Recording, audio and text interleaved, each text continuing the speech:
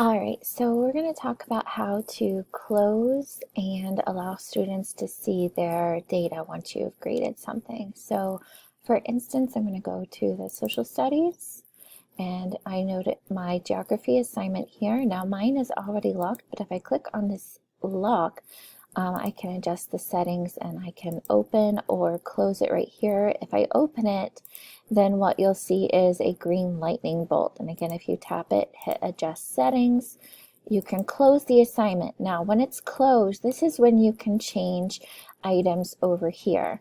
So things that I don't really change, I leave it as a no time limit because I want my students to have as much time as possible.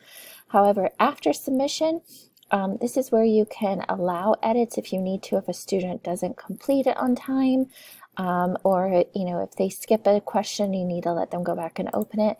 You can open it and allow edits, make hidden, or keep visible, no edits allowed. I usually keep it on no edits allowed unless I have that one situation where a student needs to fix something. Return scores, where it says don't show scores. This is where you're going to click that down tab and you want to click when closed.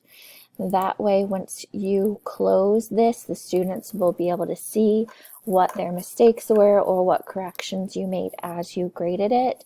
And they cannot go back and fix it once it's closed.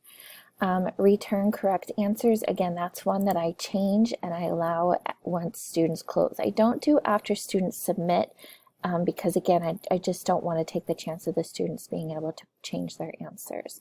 So I do when closed, and when you're finished with that, you're going to click update, and it's that simple. Your students should now be able to go in and see their scores once you have graded it. Hope that was helpful.